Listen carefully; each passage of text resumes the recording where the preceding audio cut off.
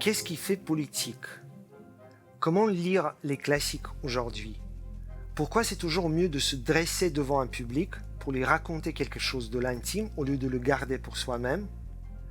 Comment présenter la question du futur sur une scène de théâtre? Et pourquoi les enfants aiment tant qu'on leur raconte toujours et encore la même histoire? Ça, c'est juste une partie des questions qu'on va aborder ensemble avec Stéphane Gilles en vous présentant notre nouvelle saison 2021-22. Une saison dense, riche et pleine de nouvelles pièces qui vont être créées, certains parmi elles vont être créées et répétées ici au Théâtre de la Cité. Alors, chers spectateurs et spectatrices, suivez-nous pour cette nouvelle aventure au Théâtre de la Cité.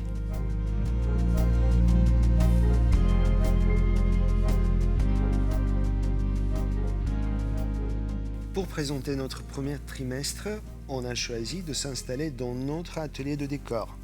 C'est l'endroit que les spectateurs ne voient pas normalement, mais ici on fabrique les décors de nos futurs spectacles. On va aussi discuter sur le corps. Et dans cette histoire de corps, de gestes, de non-paroles, ou plutôt d'une expressivité corporelle plus que textuelle, on va parler de quelques spectacles. Le premier qui me vient en tête... Campana, du cirque Trottola. Oui. En effet, c'est avec le circassien clown qui s'appelle Bonaventure Gacon et qui nous propose de le retrouver dans son chapiteau. Donc on est en circulaire autour de lui et sans quasiment jamais nous parler, il va nous raconter l'histoire de la reconstruction, de comment il essaye petit à petit de chuter, de recommencer, de mettre son spectacle en ordre de marche, de réactiver la machine. Alors, ce qui est intéressant avec Bonaventure Gacon, c'est qu'il essaye toujours d'être dans le loufoque, d'être un peu dans le ridicule, mais sans jamais être dans la moquerie. C'est-à-dire que c'est un clown dont on ne se moque pas. Il y a toujours une phase d'empathie qu'on a pour lui, parce qu'il essaye d'être dans cette résistance, dans cette survie, presque dans son espace, qui fait qu'on l'accompagne pour qu'il se relève. Va-t-il y arriver? Ça sera l'aventure qu'on passera avec lui. C'est un chapiteau qu'on installe à l'usine, à Tournefeuille, et c'est un spectacle qu'on accueille avec la ville de Tournefeuille et l'usine, le Centre national des arts de la rue et de l'espace public. Un autre spectacle qui me vient en tête, ça sera peut-être La Nuit du théâtre de la compagnie Le Fun. Le Fun, tu le dis Le bien, Fun, ouais. dirigé par Ferraille. Et en fait, c'est pas tout à fait un spectacle, ou plutôt c'est quelque chose entre un spectacle et une installation. Ça veut dire que les spectateurs vont se promener, vont déambuler et vont tomber sur des différentes scènes ou différentes situations entre des personnages qui normalement ne peuvent pas se rencontrer historiquement parlant. Ça veut dire, imaginez par exemple Sarah Bernard qui est en train de causer avec Molière. Qu'est-ce qu'ils vont se dire? On va être aussi dans un endroit où presque on regarderait à travers le trou de la serrure des conversations qui vont être très libres, qui vont être très curieuses sur un regard aussi qu'ils auront sur le monde. Et en effet, ce sont des fantômes qui ne sont pas là pour raconter ce qu'ils ont fait, mais raconter ce qu'ils auraient pu faire et comment leur rencontre, si elles avaient eu lieu dans la vraie vie, dans la vie réelle, aurait pu fabriquer des choses un peu particulières. Et parlons des corps dans l'espace, suspendus dans l'espace, ou des corps qui sont en train de voler, des corps qui sont en train de sauter, des corps qui sont en train de disparaître et réapparaître tout d'un coup. Il faut qu'on dise quand même quelques mots de la compagnie Barraud-Dével. Alors Barraud-Dével, qu'on connaît bien, qui passe très régulièrement dans les saisons du Théâtre de la Cité, revient en ce début d'année avec un spectacle qui s'appelle Mazout. Et le spectacle revient sur les fondamentaux, sur notre côté animal, sur la recherche du sens que l'on a dans notre vie, sur comment il faut qu'on se reconnecte à la nature, sur comment on a besoin sans cesse de chercher les fondamentaux, les origines qui font que l'on est ces humains d'aujourd'hui, que l'on est ces personnes qui communiquent et qui ne communiquent pas entre elles. Et donc cette animalité va nous permettre de ramper, de sauter, de bondir et à la fois d'avancer avec eux dans ce spectacle Mazout. Ils arrivent à extraire du corps de la poésie pure. Je ne sais pas comment ils arrivent à faire ça. Parfois ils chantent, parfois ils disent quelques mots, mais ce n'est pas forcément des gens qui parlent beaucoup, c'est des gens qui bougent beaucoup, c'est des gens qui questionnent beaucoup l'espace et le corps aussi. Et ce n'est pas du tout un corps de cirque technique ou un cirque qui serait sur la démonstration. C'est vraiment sur la subtilité, sur la situation. Une simple déambulation, un simple mouvement, un déplacement devient, comme tu dis, très poétique et nous permet d'identifier un personnage, un objet ou un animal dans ce cas-là. Je dois citer le spectacle de Jan Martens qui a un titre très long en anglais. Je vais le dire encore une fois, comme il faut. Et c'est Any attempt will end up in crushed bodies and shattered bones. Et dans ce spectacle, Jan Martens va rassembler des différents danseurs, des différents âges, différents backgrounds, différentes écoles, différentes approches, justement pour les faire cohabiter dans un seul et même espace avec toutes leurs contradictions et en les menant à explorer les gestes ou les postures des gens qui manifestent. La diversité des interprètes qu'on va avoir est une forme de démonstration de notre société qui est hétéroclite de fait, par ses âges en effet, mais par ses origines, par ses couleurs, par ses catégories socio-professionnelles, et tous à un moment sont militants de quelque chose. Et à travers ce geste qui s'inspire des mouvements que l'on retrouve dans les manifestations, qui vont du bras levé à la résistance, au mouvement allongé ou assis, il vient raconter en effet comment nous sommes tous des résistants de la société dans laquelle nous vivons.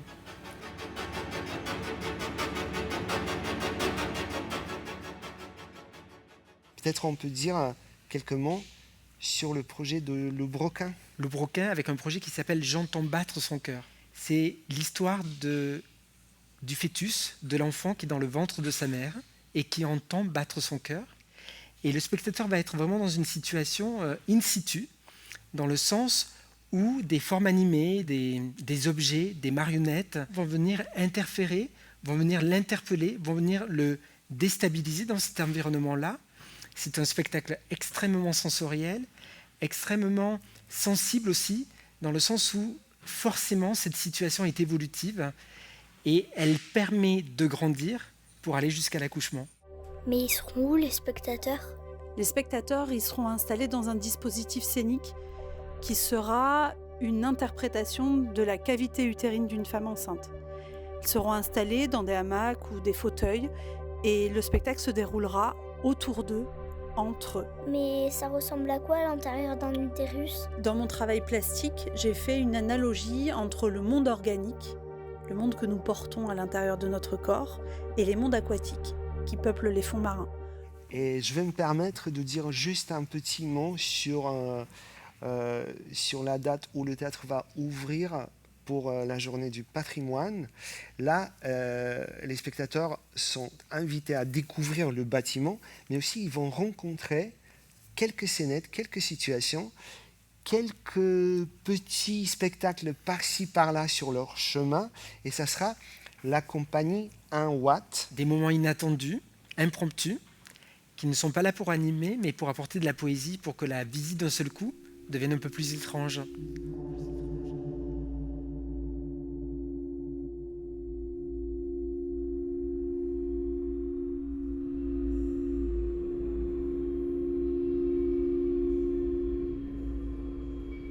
On vient de passer une année, Galine, où on a été fermé pour le public. En effet, on ne pouvait pas accueillir des spectateurs dans le théâtre.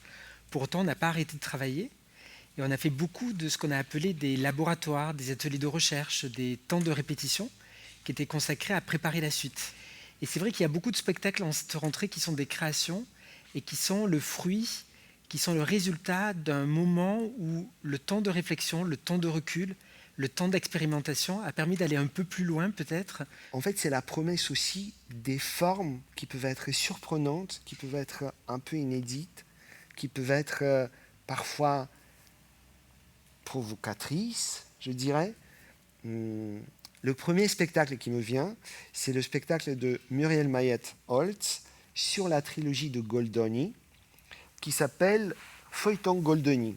En effet, avec les théâtres fermés, elle a eu le temps de monter les 3 épisodes. Et donc, on va vivre cette expérience de théâtre, parce que ça va être une expérience, on va être quasiment avec les entr'actes, les repas qu'on va pouvoir partager entre chaque spectacle. Ça va être une fin d'après-midi, une soirée tout entière ensemble. Ces fameuses intégrales qui ont toujours beaucoup de succès au Théâtre de la Cité parce que ce sont des expériences de théâtre, des expériences de vie dans ce lieu de vie aussi. Et il y a ce désir de vivre une expérience au-delà de simplement entendre une histoire qui vous est racontée. C'est une équipe de 12 acteurs au plateau. Donc on retrouve cette fièvre, cette joie. Un autre spectacle qu'on peut aussi placer dans cet endroit laboratoire, c'est le spectacle qui s'appelle « Le temps que le cœur cesse ». Et en fait, c'est la création de Lise Avignon qui s'est mis pendant le confinement à lire et extraire du roman de Dostoïevski, Crime et Châtiment, toutes les répliques du personnage principal, Raskolnikov. Tout ce texte, en fait, va être traduit dans l'espace par 2 chœurs de Lise Avignon et aussi une danseuse. Et ça sera sur le principe de comment ça s'appelle La danse contact un peu. Oui, la danse contact. C'est très performatif, puisque tu parlais de Crime et Châtiment, c'est un vrai pavé. Là, elle en fait un concentré, une sorte de focus sur ce personnage-là, et elle va se servir de son corps, de ses émotions, de sa force, à travers un parcours, à travers un trajet qu'elle fait sur le plateau avec cette danseuse, pour nous raconter toute cette difficulté, cette conscience qu'a ce personnage. Il y a un autre spectacle qui s'appelle Esprit. Esprit, de Anna Nozière. Et qui est aussi le fruit d'une expérimentation, je dirais, entre la fiction et la réalité des performants qui se retrouvent dans ce spectacle.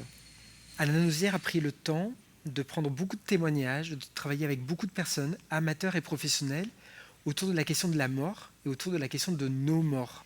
Comment nous vivons avec nos morts et comment ces 2 mots contradictoires, vie et mort, sont censés cohabiter. Elle nous demande de réfléchir sur des situations de perte, mais aussi le souvenir qu'on a de cette séparation et de comment cela a laissé trace en nous, positivement et négativement. Et comment parfois nous avons besoin de faire appel, de revenir sur ce passé pour pouvoir affronter ou pour pouvoir vivre dans l'avenir. C'est comme si on ouvrait la porte en fait aux spectateurs de convoquer, afin qu'ils convoquent aussi leur propre mort. Et donc nos histoires déboulent, enfin en tout cas on espère, sur d'autres histoires, celles du public et puis... Oui, parce que même si on est une certaine nombre sur le plateau, en fait on est beaucoup plus nombreux que ça parce qu'il y a tous les morts qu'on convoque qui arrivent avec nous dans cet espace-temps qui est ce spectacle. Donc ça, en ce moment, c'est le plateau en live à la télé. Mais il n'y a personne parce que nous, on est là. Alors pour moi, le spectacle, c'est des retrouvailles. Et voilà. Et ça me donne toujours très très faim. C'est pour ça que c'est aussi une comédie, et dans laquelle il y aura de la magie, et puis on n'a pas encore sorti tous les effets spéciaux. Ah non. On y travaille.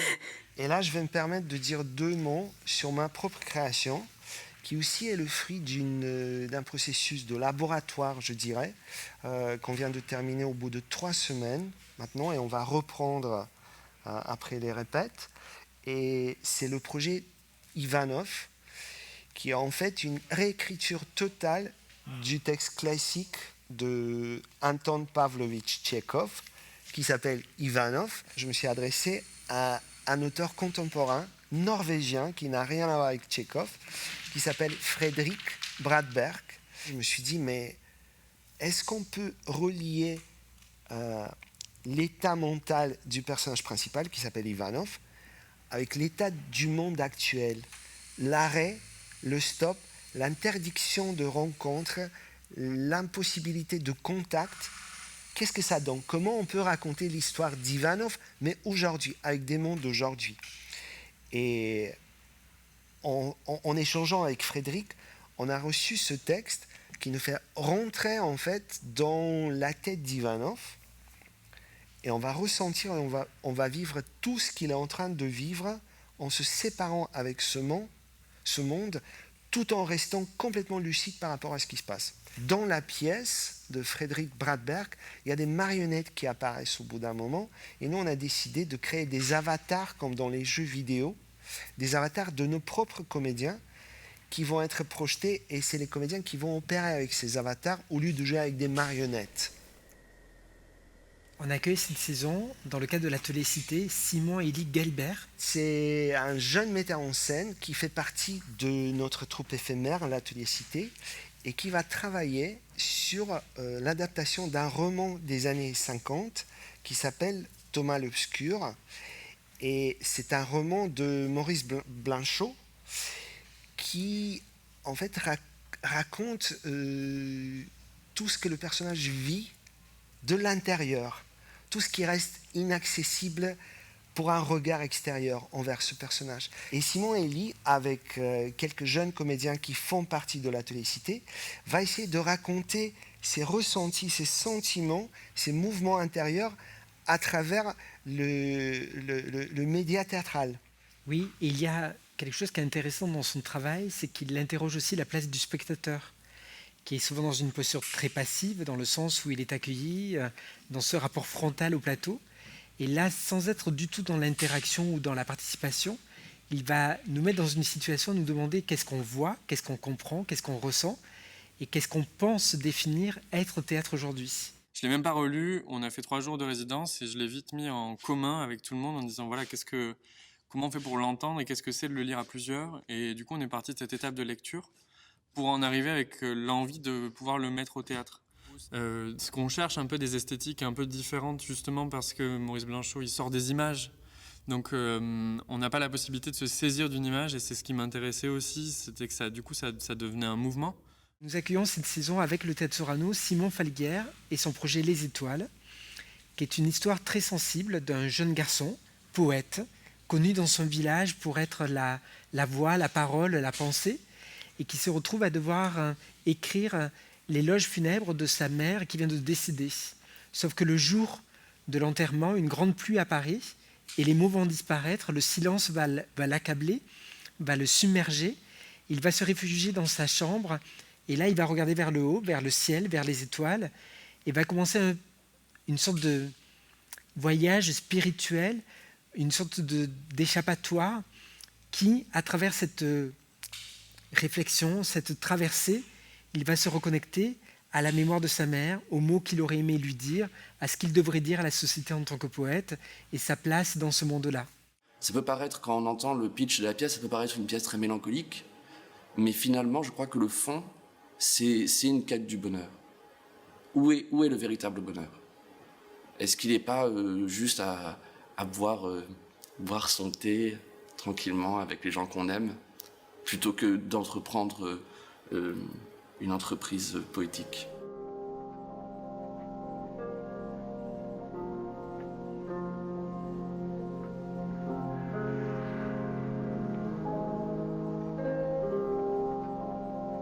Le Théâtre de la Cité a toujours eu l'habitude de présenter des grands créateurs de théâtre européens ou mondial.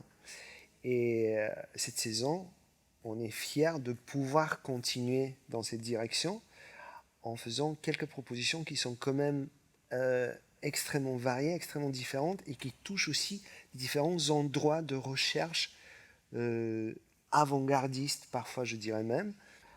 Le premier spectacle qui me vient en tête et qui entre dans ce groupe, c'est la création de Thiago Rodrigues avec 2 danseuses, 2 performeuses qui s'appellent Please, Please, Please. C'est avec Larry Bott, qui est espagnol, Mathilde Monnier, qui est française, et Thiago Rodrigues, qui est portugais.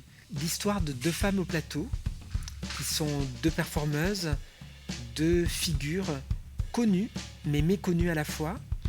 C'est-à-dire qu'on projette chez elles quelque chose de notre imaginaire, puisqu'on les a connues comme interprètes, comme chorégraphes. Donc il y a quelque chose comme ça très avenant, très empathique envers elles. Et pour autant, elles viennent nous bousculer, nous secouer à des endroits qu'on n'attend pas. Et ces 3 artistes nous proposent en effet 3 please, please, please, 3 s'il vous plaît, 3 incroyables moments qui vont s'enchaîner et qui en font un spectacle que l'on présente avec le Tête Garonne ou Tête Garonne, qui est une aventure, qui est une fenêtre sur l'Europe. Et dans ce groupe, moi, je vais placer un de mes spectacles préférés de cette saison qui s'appelle Reprise, Histoire de théâtre 1. Et ce spectacle, Reprise, départ d'un fait divers. C'est une histoire horrible qui s'est passée à Liège il y a 8 ans peut-être, où un groupe de jeunes radicalisés ou de skinheads a tué un jeune homosexuel juste parce qu'il était homosexuel.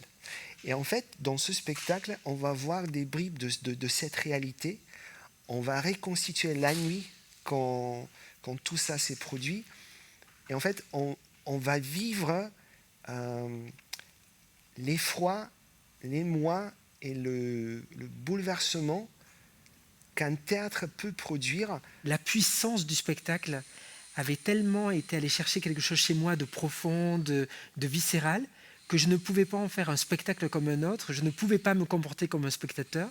J'avais l'impression d'avoir été là, d'avoir participé d'avoir été impliqué dans l'histoire qui se déroulait devant mes yeux. C'est en fait le moment où le théâtre se fusionne avec la vie d'une manière complètement organique, complètement naturelle, et t'as pas vu la chose venir, pas du tout. Et c'est ça ce qui est exceptionnel par rapport aux propositions de Milora au théâtre.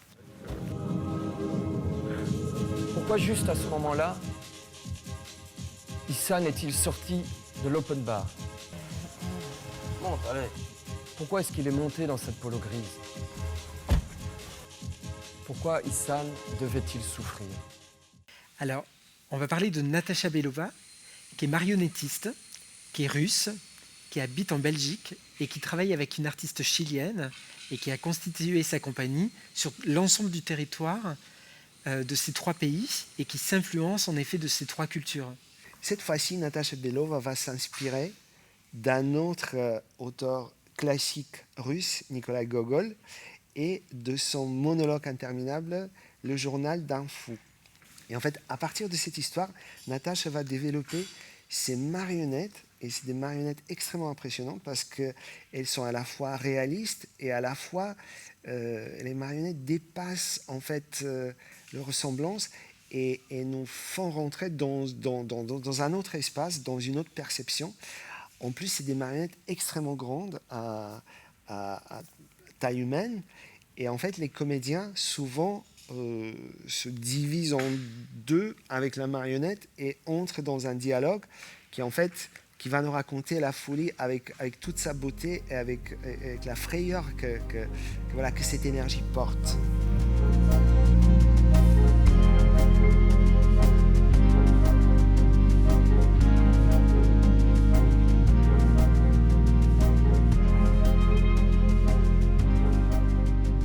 Ça, c'est la salle où en fait on prépare nos spectacles avant de descendre sur scène. Oui, parce que la particularité de ce plateau, c'est qu'il fait quasiment la taille du plateau de la grande salle. Oui. Donc tu peux répéter ici dans les mêmes configurations quasiment que pour descendre après et faire la création lumière. Et là, on va parler de notre 2e trimestre dans la saison. Une saison ne peut pas se passer sans les classiques. Revisiter. Toujours revisiter, mais c'est des classiques, pas seulement des classiques, je dirais, mais aussi des auteurs contemporains qui sont devenus classiques au fur et à mesure, et on les appelle les classiques contemporains. Et la première chose qui me vient, c'est le spectacle Tartuffe. C'est une mise en scène de Guillaume Séverac-Schmitt, qui a travaillé avec l'Atelier Cité pendant plusieurs semaines. C'est une production qu'on aurait dû présenter cette saison, donc ça va être une première au mois de décembre. On est aussi dans une configuration un peu particulière puisqu'on accueille le public en bifrontal, c'est-à-dire que le public va être de chaque côté de la scène et va être comme ça invité à observer le machiavélisme et la manipulation qui est en train d'être mis en place par Tartuffe. Et on va être comme ça un peu les huissiers, les contrôleurs de comment vont se dérouler cette manipulation, cette prise de pouvoir et ce mariage forcé aussi. Il y a un autre projet, cette fois-ci c'est pas Molière, mais c'est Shakespeare. Et c'est Antoine et Cléopâtre de Shakespeare, mis en scène par Célie Pot. C'est un des spectacles les plus grands comme nombre de comédiens sur scène qu'on va accueillir cette saison. Et c'est l'histoire qui est marquée par une forte passion qui lie les 2 protagonistes. Antoine, qui est un jeune militaire de l'Empire romain, et Cléopâtre, qui est la reine de l'Égypte. Quand soudain, tu entends sans la voir une troupe de comédiens passer, avec ses musiques splendides, ses voix c'est vraiment de l'amour? Dis-moi combien. Misérable l'amour qui peut être compté. Finalement, ça sera une histoire dramatique, pleine d'émotions, qui raconte toutes les contradictions du sentiment amoureux et aussi d'un jeu politique. Et quand on parle des classiques, on ne peut pas exclure la danse non plus. On a un projet de danse qui s'appelle Nijinská, voilà la femme. Peut-être que tu connais bien cette chorégraphe. On connaît plutôt son frère. Oui, son frère qui s'appelle Václav Nijinsky et qui est un des danseurs principaux du ballet russe. Voilà. Et en fait, sa sœur était chorégraphe. Et ça a été une des premières femmes chorégraphes à monter des pièces d'envergure dans le ballet de Russie et qui a un peu révolutionné la danse contemporaine de son époque, dans le sens où elle a créé des pièces avec des grands formats qui étaient rares pour les propositions de l'époque. Et Dominique Brun est allée piocher dans ce répertoire. Elle est allée chercher 2 pièces qui s'appellent Les Noces et le Boléro. Et elle a décidé de nous les représenter avec une forme de modernité, l'angle contemporain de 2022. Elle distribue le rôle du boléro à François Chignot, qui est un chorégraphe-interprète que l'on connaît bien, qui est un garçon androgyne, très particulier, dans le sens où il maîtrise parfaitement la danse classique, mais il se la réinterprète pour en faire quelque chose d'extrêmement léger, de très aérien. Et Dominique Brun va nous donner une nouvelle lecture de ces 2 pièces de répertoire, et donc va amener une forme de mise à jour de pièces qui ont plus de 100 ans. Et parlant des classiques, on peut pas s'en passer sans 2 noms de créateurs, je dirais, qui sont plus parmi nous. Le premier, Lars Noren, nous a quittés cette année. Il y a un projet sur un de ses textes qui s'appelle Kliniken. Kliniken. Qu'est-ce que ça veut dire Kliniken? Clinique, en fait. Okay. Et c'est Julie Duclos qui monte ce projet. On est dans un hôpital psychiatrique et tous les malades, quelle que soit leur maladie, sont ensemble. C'est-à-dire qu'un schizophrène va être à côté de quelqu'un qui va avoir une maladie moins grave ou plus grave. Et les patients vont être mélangés aux soignants et aux visiteurs. Et Lars Noren met en place une sorte de complexité, de subtilité qui fait qu'on ne sait plus qui est qui. Qu'on ne sait plus dans les dialogues, dans les situations, qui est malade, qui est soignant et qui vient visiter. Julie Duclos a décidé de faire une ambiance très datée années 70. Et pendant toute cette pièce, on va suivre cette clinique, on va suivre les personnes qui habitent cette clinique, qui sont aussi enfermées dans cette clinique, et on va avancer avec eux dans leur parcours et dans leur étrangeté. Et je vais te demander de nous dire aussi quelques mots sur Rainer Werner Fassbinder, qui était très très actif dans les années 70, les années 80 avant de nous quitter. Et là, c'est Julie Deliquet qui vient avec un projet qui s'appelle 8 heures ne font pas un jour. C'est quoi cette histoire? On est dans une famille ouvrière qui survit dans un monde qui est après-guerre. Et cette famille ouvrière va, à la Fassbinder, essayer de s'identifier, essayer de s'affirmer, essayer de faire face aussi aux oppressions, aux contraintes, au prolétariat et ainsi de suite. C'est une œuvre qui, pour Fassbinder, est un peu particulière au niveau de sa tonalité, parce que c'est une œuvre extrêmement positive, utopiste, joyeuse, insolente. C'est vrai qu'on a l'habitude de connaître Fassbinder avec des œuvres toujours très engagées, mais plus sombres, plus complexes quand on connaît son cinéma ou son théâtre. Et là, c'est vraiment une tonalité extrêmement différente, une œuvre qui n'est absolument pas connue en France. Ce sera une première mondiale au théâtre, une œuvre qui a été un énorme succès populaire en Allemagne dans les années 70.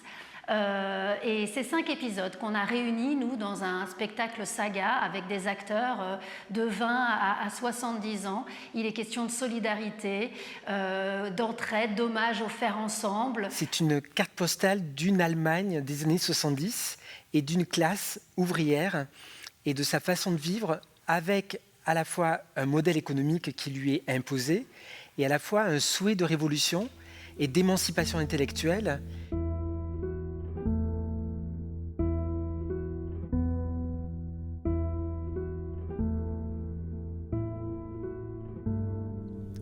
Sur ce trimestre, Galine, il y a beaucoup de spectacles qui vont parler de l'intime.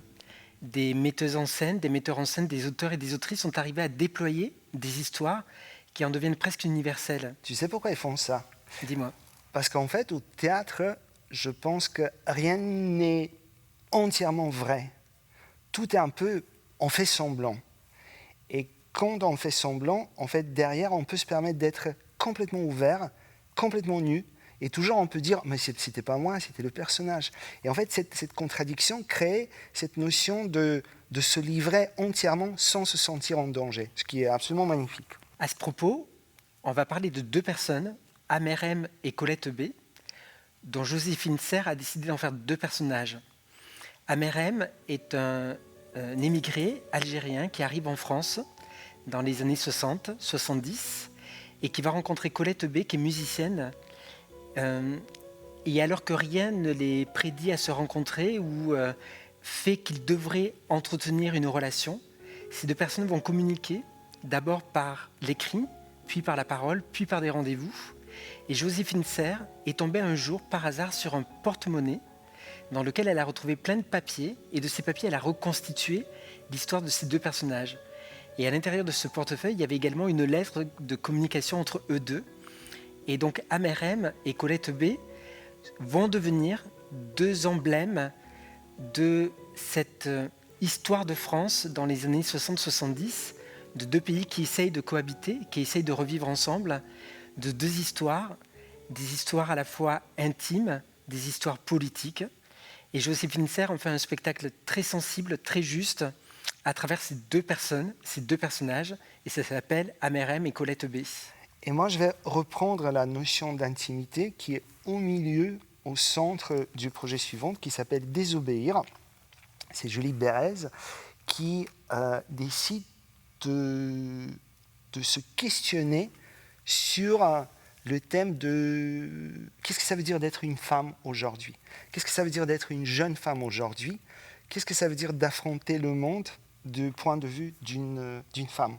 C'est un spectacle qui est à la fois extrêmement, je dirais, sensible, qui va parfois très loin, qui est très drôle parfois et complètement étonnant parce que ça te pousse en regardant vraiment de commencer de poser des questions que, autant comme homme par exemple, cette question n'existe pas pour toi. Et pourtant, tu arrives à adopter petit à petit un point de vue féminin qui est extrêmement émouvant.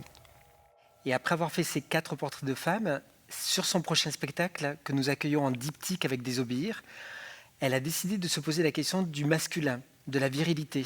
Et elle travaille sur la question de la tendresse, justement, puisque le spectacle s'appelle La Tendresse. La tendresse, et c'est un spectacle sur les mecs. Alors que Désobéir, c'était sur les femmes. Voilà. C'est génial. Et derrière ce mot de tendresse, elle montre toute l'ambiguïté qu'il y a derrière le côté masculin de l'homme aujourd'hui, qui reçoit des injonctions, qui doit être performant, qui doit être dominateur, et comment nous sommes un peu formatés, nous sommes attendus, nous sommes obligés d'être une certaine façon de se comporter dans cette société, avec ses contradictions, avec notre part de féminité, avec cette nécessaire tendresse et fragilité qui nous incombe, qui nous incarne même. Donc Julie Bérez va interroger ce que veut dire d'être masculin ou viril aujourd'hui.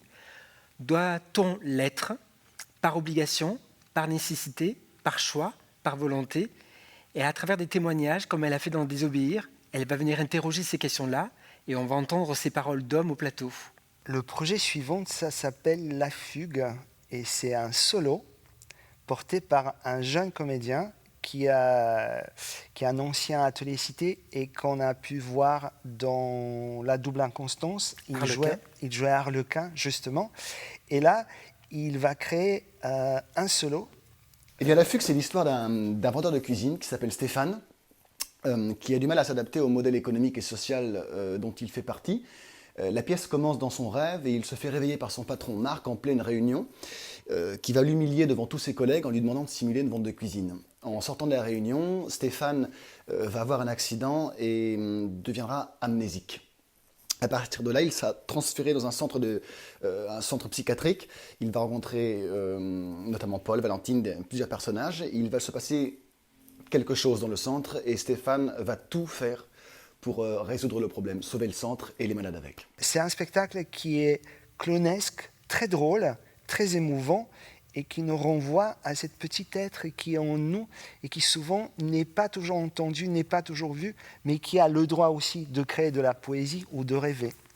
Une autre histoire très intime, c'est celle de Bijou Bijou ne te réveille pas surtout, qui est mise en scène par Sylviane Fortuny.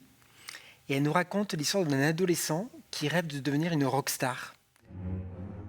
L'idée, c'est de démarrer sur un jeune homme comme ça, qui est plein d'enthousiasme, qui veut devenir le plus grand du monde, le plus beau du monde, le roi du monde. Pourquoi vous en savez rien? C'est à toi de nous le dire. À moi? Tout dépend de toi ici. Et donc, il y a une espèce qui exprime comme ça une espèce de fantasme incroyable, mais dans lequel il va s'engouffrer comme ça. Comment ça? On est dans ton rêve, là. Dans mon rêve? Oui. Eh ben... Et alors, c'est un spectacle, j'imagine, pour toute la famille. C'est un spectacle qu'on voit en famille. Sylviane Fortuny avec Philippe Dorin, l'auteur, ont fait un travail très minutieux, puisque dans le rêve vont apparaître les héros des contes de fées, les personnages, les rois, les princesses et ainsi de suite, qui, derrière la première image que l'on en a, qui sont parfois des rockstars eux aussi dans leur situation, vont nous montrer qu'il y a un endroit de sensible et que le être ensemble est plus important.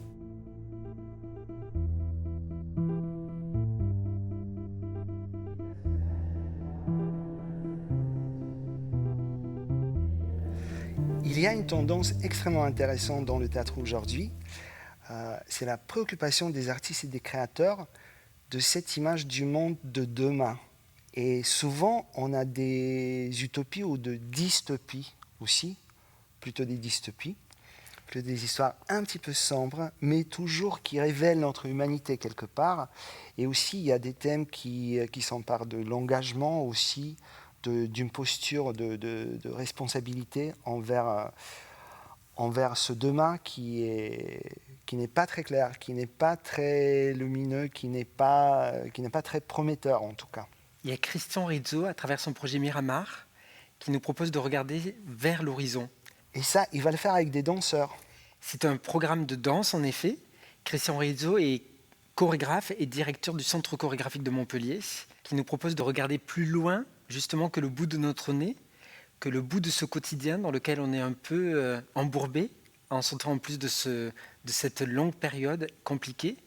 Et à travers cet horizon, il nous demande d'être capable de nous projeter, d'imaginer ce que serait la suite, de ne pas être forcément dans une forme d'anticipation, mais dans un souci de rêverie, de nous pousser à traverser, à s'aventurer dans des terres ou dans des mers inconnues. Alors, dont on a besoin, c'est vraiment de libérer notre regard et de l'apprendre, de regarder à travers l'horizon et voir au-delà de l'horizon. Exactement. Et parlant de la danse, on va parler aussi du cirque, parce que les corps en mouvement, les corps qui volent, les corps qui apparaissent, qui disparaissent, c'est aussi quelque chose qui est fortement lié au projet suivant qui s'appelle Les Hauts Plateaux. Les Hauts Plateaux, un projet de Mathurin Bolz qui a réuni une troupe un peu hétéroclite dans le sens où on a des danseurs, des circassiens, des acrobates, des contorsionnistes, et ils vont tous réfléchir autour de la question de la nature et de l'urbanisation. Il va y avoir une forme d'apesanteur qui va se créer sur le plateau. Ils jouent beaucoup avec des trampolines qui créent comme ça des appels d'air.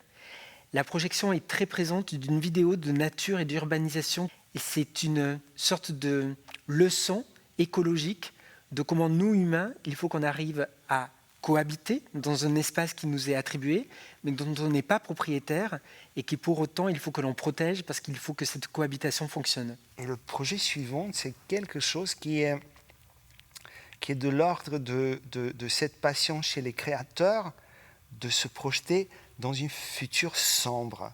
Comme si on se racontait des histoires horribles sur la future, on va se sentir un peu plus en sécurité aujourd'hui. Dans l'idée de projet dystopique, il y a celui de Anne Montfort, qui s'appelle Nostalgie 2175, et qui se déroule en 2175. Donc on est vraiment sur un spectacle qu'on pourrait dire d'anticipation. Et en 2175, on est à une époque où il vient d'y avoir une catastrophe naturelle qui fait que la température ambiante est de 60 degrés, On va suivre l'histoire de 3 personnages qui vont avoir une surprise parce que la jeune fille va tomber enceinte.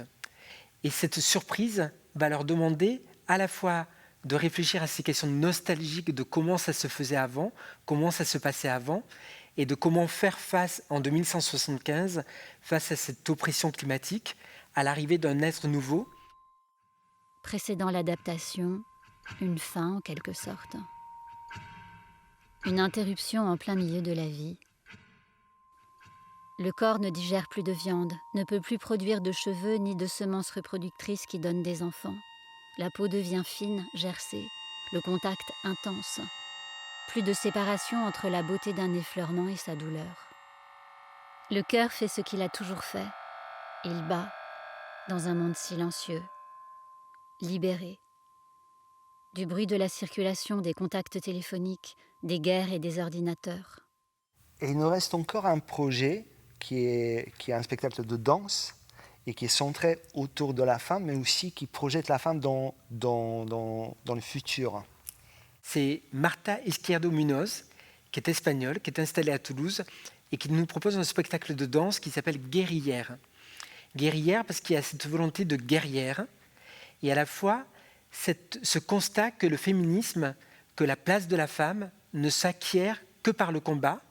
Marta Izquierdo Munoz s'inspire en effet de toutes les figures emblématiques, connues ou pas connues dans les médias, dans la bande dessinée, dans le cinéma, de ces femmes fortes, de ces femmes volontaires, de ces femmes de combat qui, derrière leur action, sont arrivées à acquérir des droits, sont arrivées à trouver leur place, sont arrivées à se faire reconnaître, sont arrivées à devenir des figures, des militantes, mais aussi des héros, des héroïnes, pour nous, hommes et femmes de notre société d'aujourd'hui, qui essayons malgré tout de casser, de démonter les schémas patriarcaux, les schémas de distribution de rôles que nous avons entre nous, qui font qu'on arrive à enfin cohabiter, à enfin avoir une égalité des droits entre les femmes et les hommes.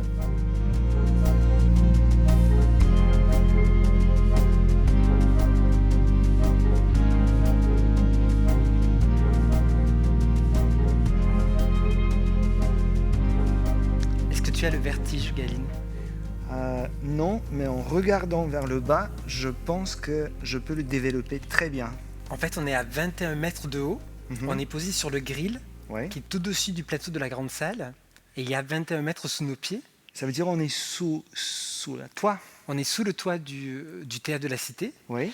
Et on a autour de nous des élingues qui permettent de faire monter et descendre les perches sur lesquelles on accroche les projecteurs. Elles sont motorisées, les moteurs sont installés derrière nous. Et ça permet de faire toute l'installation des plans lumière qu'on appelle sur le plateau. Alors, on peut parler de notre 3e trimestre. Dans ce 3e trimestre, il y a 3 thématiques, dont une qui est tournée autour de l'introspection. Comment les spectacles nous font entendre des récits très personnels, des histoires intimes. En fait, tu arrives à t'entendre toi-même en regardant et en écoutant le monologue de quelqu'un d'autre. C'est ça, en fait, la magie qui marque les spectacles desquels on va vous parler. Et le premier qui me vient en tête, c'est De ta force de vivre, qui nous vient de Canada, d'une Québécoise absolument magnifique qui s'appelle Marie-Ève Perron et qui a écrit un solo. Elle écrivait depuis très longtemps parce qu'elle a vécu une perte dans sa famille. Elle a perdu son papa. C'est des sujets qui font peur. Hein? Je parle de deuil, de mort, de sens de la vie. Très, très léger. Mais tout ça avec énormément d'humour, d'autodérision. Et on n'a pas peur de poser les vraies questions et de dire les affaires. Son personnage, son caractère, tout ce qu'elle dégage, en fait, nous fait rire justement en se concentrant sur des moments de difficulté et aussi la processus, comment surmonter ces moments de difficulté. Et il y a un autre solo porté par une autre femme, Laure Werkman, qui s'appelle J'aime. J'aime, c'est une femme parmi toutes les femmes qui cherche à énoncer le plus précisément possible ce qui compose son amour, sa vie avec l'autre qu'elle aime. Elle travaille son honnêteté, sa sensibilité, son énoncé, et c'est ce mouvement qui est particulièrement émouvant. C'est vrai que dans le mot « j'aime » et dans cette liste qu'elle fait de tout ce qu'elle ressent, il y a à la fois de la complexité et du paradoxe. Et cette complexité, elle est que on peut à la fois aimer le pire et le meilleur de l'autre, on peut à la fois se sentir totalement vivant et parfois s'effacer ou disparaître derrière l'amour de l'autre. Et elle raconte avec sincérité, avec honnêteté, cette ambiguïté qu'il y a dans la relation amoureuse. Tu pourrais nous parler de la disparition du paysage ? La disparition du paysage, c'est un autre solo cette fois-ci. C'est un homme à l'honneur et ce personnage est joué par Denis Podalides de la Comédie Française. Denis Podalides, on le connaît tous, c'est quelqu'un qui maîtrise parfaitement la technique de comédien et aussi quelqu'un qui a un grand amour pour les mots. Et cette fois-ci, c'est la collaboration avec Aurélien Bory. Et c'est quelque chose d'extrêmement prometteur et extrêmement intéressant parce qu'Aurélien Bory a une vision souvent très imagée, liée à la lumière, au décor, à l'image en général. Et Denis Podalides, c'est quelqu'un qui est plutôt associé au texte, quelqu'un qui maîtrise le texte. Et les deux vont créer un monde où on va rencontrer un personnage qui est en train de mourir. Et d'une manière parallèle, devant sa fenêtre, on est en train de construire un bâtiment qui grandit de plus en plus et qui fait disparaître le paysage devant lui. Il pourrait y avoir dans cette métaphore de ce bâtiment qui se construit, qui lui cache la vue, qui fait disparaître le paysage qu'il voit, qui lui donne donc de la perspective, une sorte d'analyse, d'introspection en effet de ce qu'il est lui-même et de comment sa vie est en train de disparaître et que son propre horizon disparaît. Il y a Lorraine de Sagazan qui nous propose un projet très intéressant qui s'appelle Un Sacre et qui est vraiment un projet qui est né, qui est accouché suite au confinement, suite à la période de crise sanitaire que nous venons de vivre. Elle s'est posé la question de comment nous pouvions nous réparer, comment la réparation était nécessaire après un événement aussi choquant, aussi brutal, aussi inédit et inattendu. Et pour cela, elle est allée récolter plein de récits, plein de témoignages de personnes qui, dans leur vie, pas simplement autour de la crise sanitaire, mais dans leur quotidien, ont dû vivre, ont dû affronter une réparation. Et de cette réparation, de ces témoignages, elle les a mis en scène avec des comédiens qui en deviennent presque des témoins, presque des ambassadeurs de cette parole, pour qu'on entende ces récits qui deviennent universels et qui nous racontent plein de petits bouts de vie où on s'aperçoit que dans des petits moments quotidiens, dans des anecdotes, dans des moments où on essaye de relever la tête, de se relever même physiquement, petit à petit on se répare et cette réparation est nécessaire pour continuer à vivre ensemble et pour continuer à avancer. Aria da Capo, et c'est le projet de Séverine Chavrier qui a décidé de travailler autour de 3 adolescents qui se préparent et qui vont devenir musiciens. Je suis passionné. Et vraiment très passionné. Je pense que c'est une question de fan. Une question de passage, sur un âge où tu vois, on se cherche. On se demande.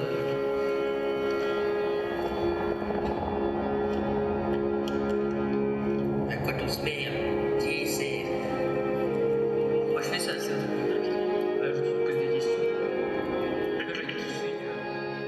Et en fait, on peut sentir à la fois la fraîcheur et à la fois une sagesse cachée quelque part derrière, malgré leur âge.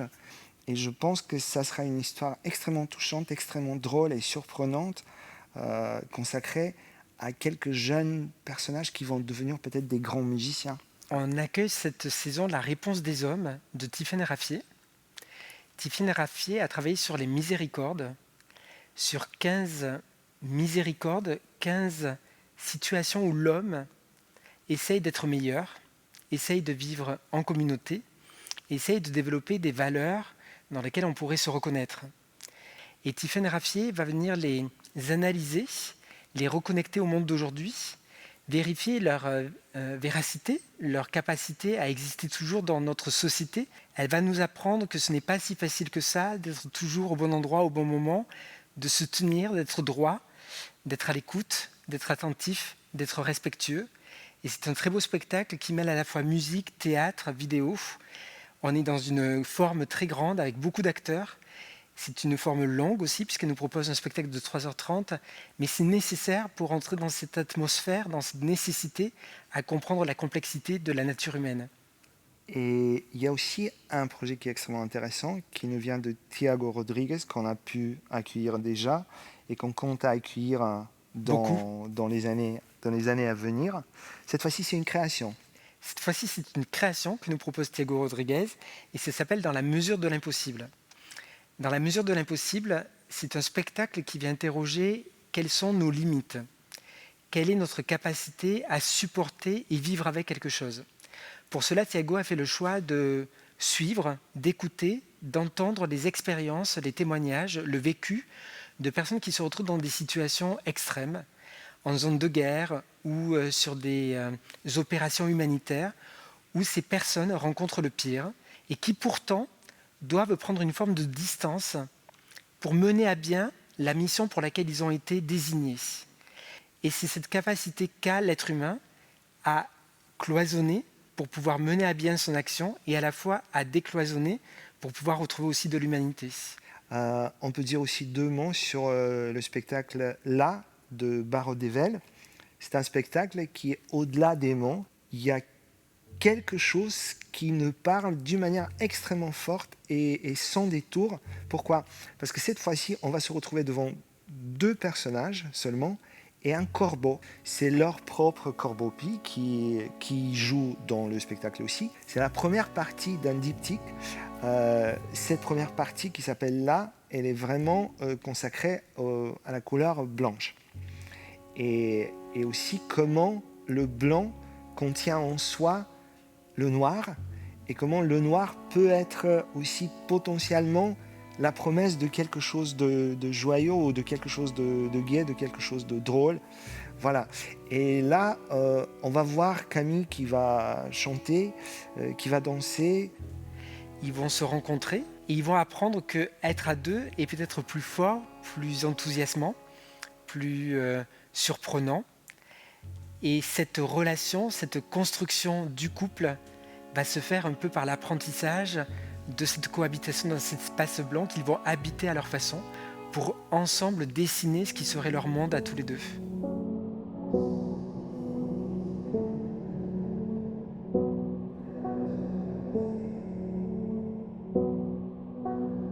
Ce qui est souvent très intéressant au théâtre, c'est quand on voit le même texte, mais dans différentes mises en scène, dans différents spectacles. Et cette saison, en fait, on a un conte de fées pour les enfants qui nous revient 3 fois dans 3 différentes propositions.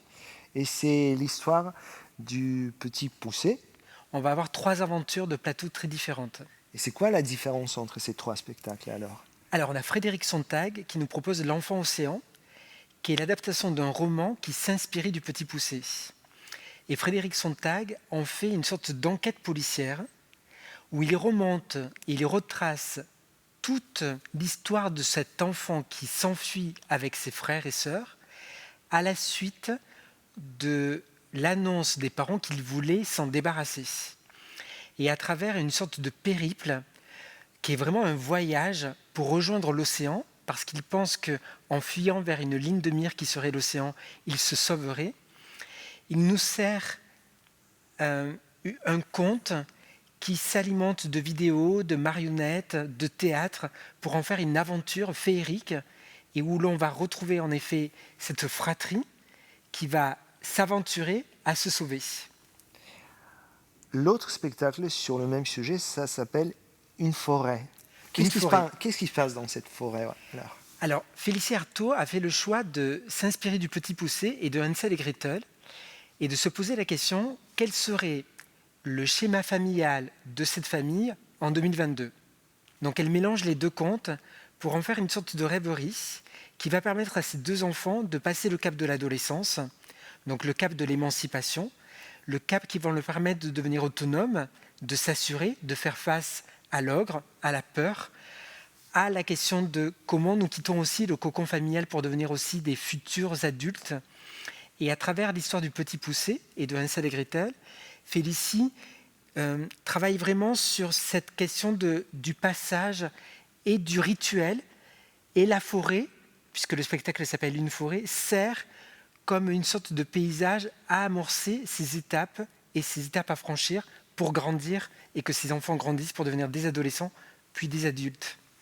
On a un troisième spectacle qui s'appelle Le Petit Poucet, cette fois-ci. Alors c'est Simon Falguière qui nous propose l'adaptation du Petit Poucet. Là on est vraiment sur l'adaptation de l'histoire, du conte. Donc on va retrouver vraiment tout le déroulé, tout le récit que l'on connaît dans le livre. Pour autant, il va réinterroger la question du handicap à travers de cette histoire, du regard que l'on porte sur les autres. Et il va se servir du théâtre d'objets, du théâtre d'ombre, du théâtre de marionnettes, pour mettre les choses en perspective, pour mettre les choses en abîme, et qu'il n'y ait pas une lecture de premier degré, mais qu'il y ait vraiment une sorte de complexité qui s'installe pour dire que les choses ne sont pas aussi simples que ça, et que cette histoire, même si on la connaît tous, il y a des grilles de lecture qui sont plus compliquées et qui permettent aux enfants d'aller au-delà des a priori.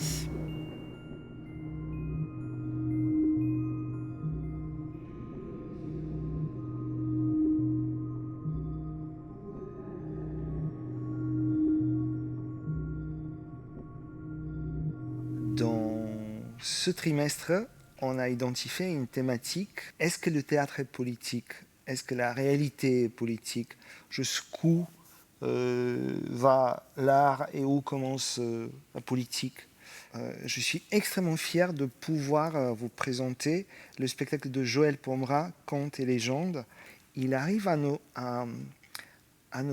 raconter une histoire un peu dystopique.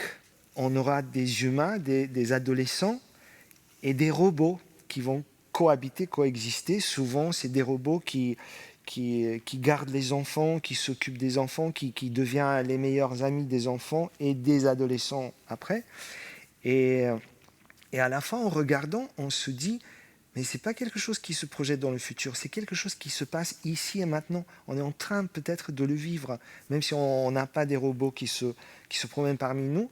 Mais les robots deviennent juste un détail dans cette histoire, parce que l'histoire raconte aussi le passage entre l'enfance, l'adolescence et la promesse que l'âge adulte porte à ces individus.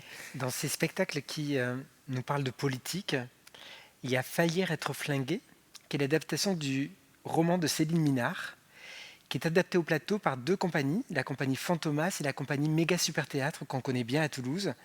Et ce projet sera présenté avec et au Théâtre Sorano. Céline Minard nous reconstitue un monde qui sera un Far West contemporain. Elle interroge politiquement ce rapport qu'a l'homme à la conquête, à la colonisation d'une certaine façon. Et les deux compagnies, Fantomas et Méga Super Théâtre, le font avec une analyse très fine, très humoristique. Et on va comme ça avoir une nouvelle photographie de ce que seraient des territoires à conquérir d'un Far West contemporain.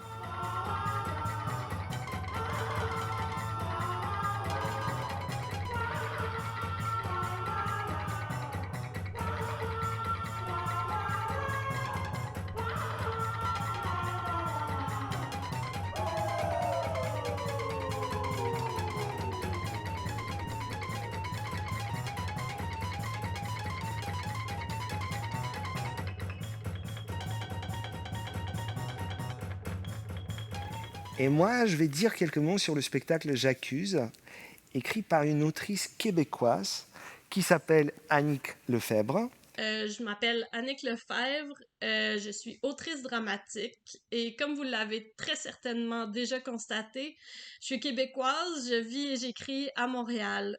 Je vous parle aujourd'hui parce que ma pièce J'accuse va être présentée chez vous bientôt.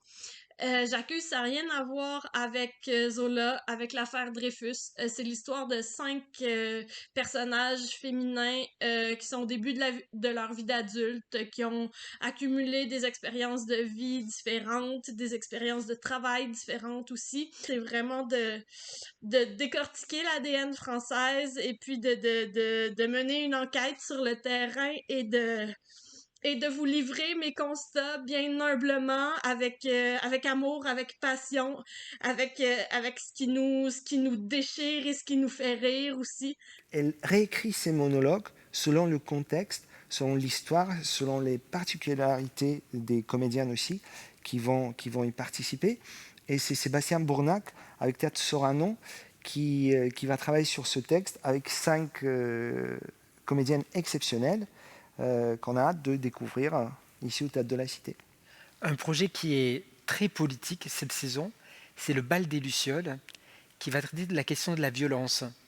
La violence, souvent, on l'attribue par a priori, par croyance, par automatisme à des fonctions, à des personnes, à des situations. Johan Brett nous propose de nous retrouver dans un gymnase et sous la forme d'un combat, d'une joute sportive, puisque nous serons assis dans le gradin et que nous regarderons l'esplanade de jeu, nous allons avoir ces figures, ces personnages qui incarnent une forme de violence, qui vont se confronter, qui vont combattre comme un match.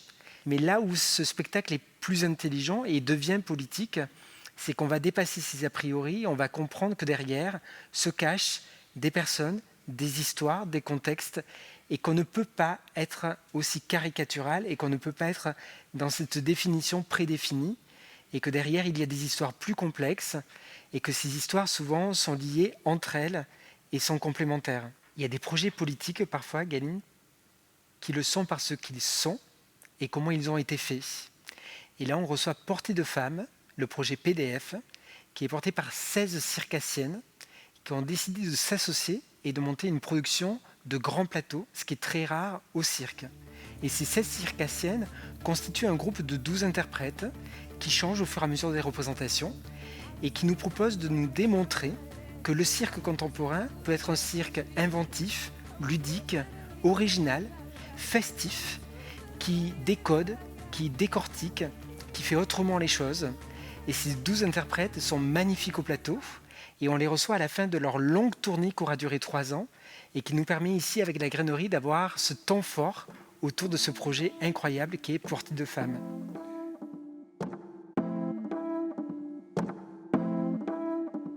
Parlons de billetterie, cette saison le mot d'ordre c'est simplification. Plus d'abonnements, plus de contraintes, plus de priorités. Tous les spectacles sont ouverts à la vente maintenant. Nous vous proposons de nouveaux tarifs très attractifs et sans condition. Certains spectacles sont au tarif de 20 €, 12 en réduit, et d'autres au tarif de 12 €, 8 en réduit.